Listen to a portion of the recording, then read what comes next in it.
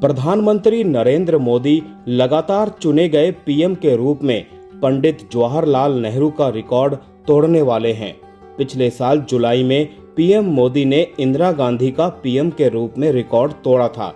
अब पीएम मोदी और पंडित नेहरू की तुलना हो रही है।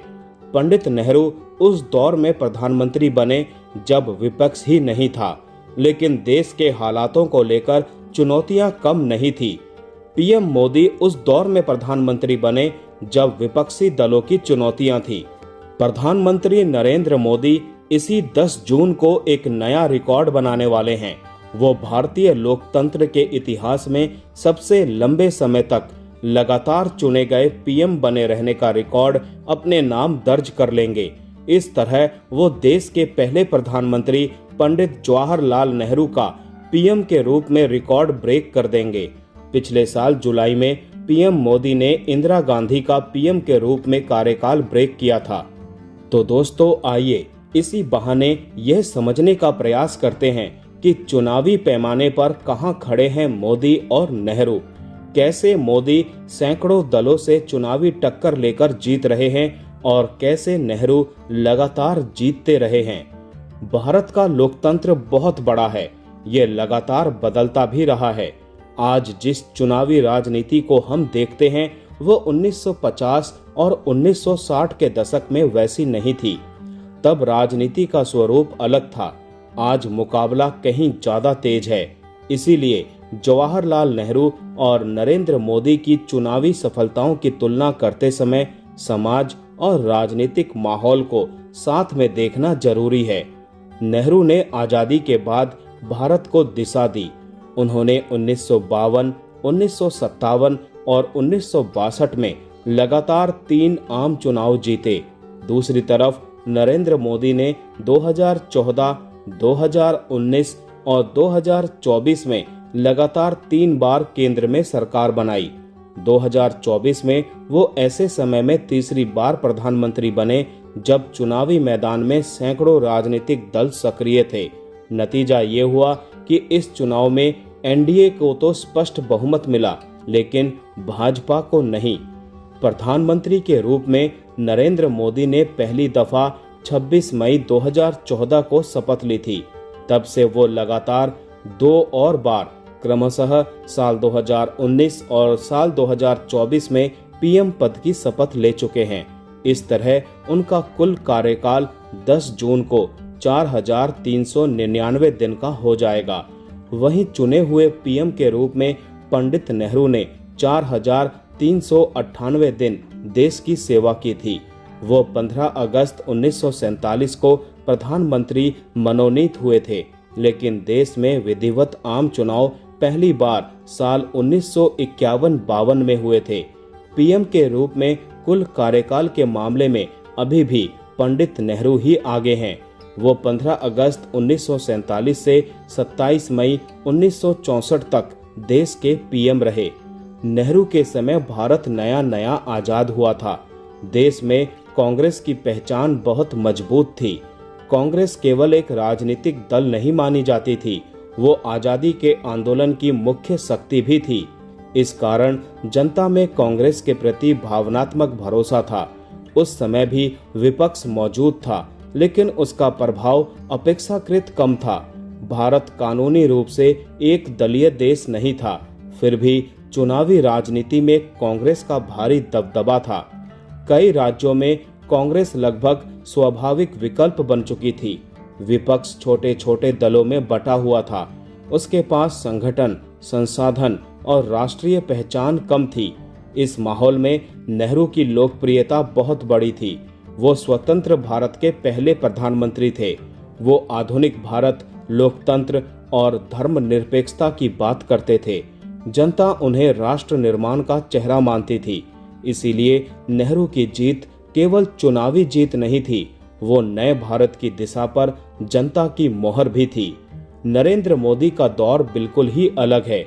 आज भारत में राजनीति बहुत फैल चुकी है। राष्ट्रीय दल हैं, क्षेत्रीय दल हैं, जाति, वर्ग, भाषा और क्षेत्र के आधार पर बने दल भी हैं। कई छोटे दल भी चुनावी समीकरण बदल सकते हैं।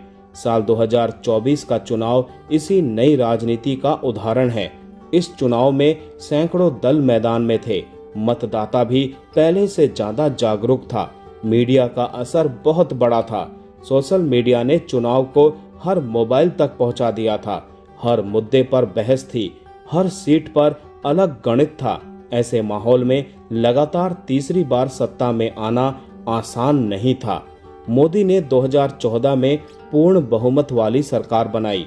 साल 2019 में वे और बड़े जनादेश के साथ लौटे, लेकिन साल 2024 में भाजपा अपने दम पर बहुमत से पीछे रही।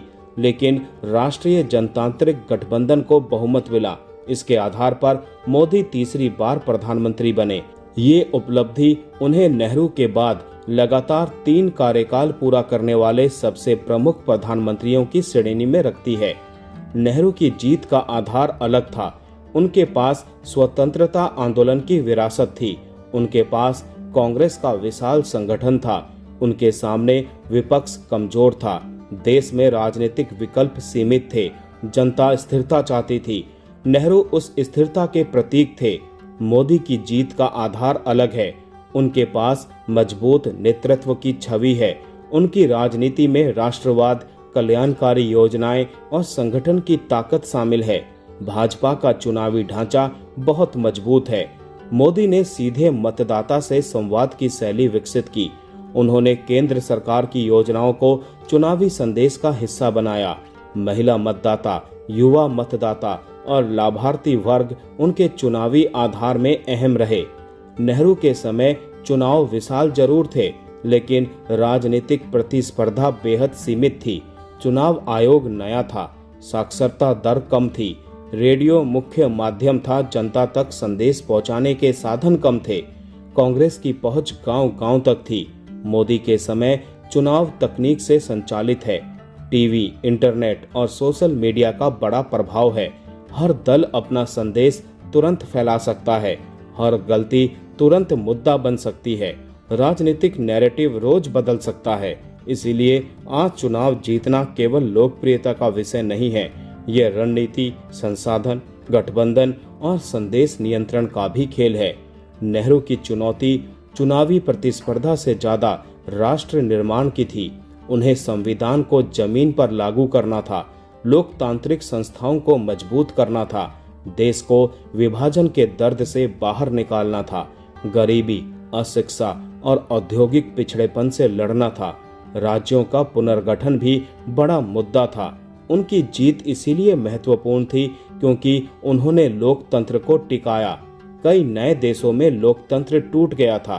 भारत में चुनाव जारी रहे। सत्ता जनता के वोट से तय होती रही। ये नेहरू काल की बड़ी देन मानी जाती है। मोदी की चुनौती अलग है। आज भारत लोकतंत्र के रूप में स्थापित है, लेकिन जनता की अपेक्षाएं बहुत अधिक है। लोग रोजगार चाहते हैं, तेज विकास चाहते हैं, बेहतर सड़कें, बिजली, पानी और डिजिटल सेवाएं चाहते हैं। राष्ट्र सुरक्षा भी बड़ा मुद्दा है। वैश्विक मंच पर भारत की भूमिका भी अहम हो गई है। मोदी को गठबंधन राजनीति की नई स्थिति का सामना भी करना है।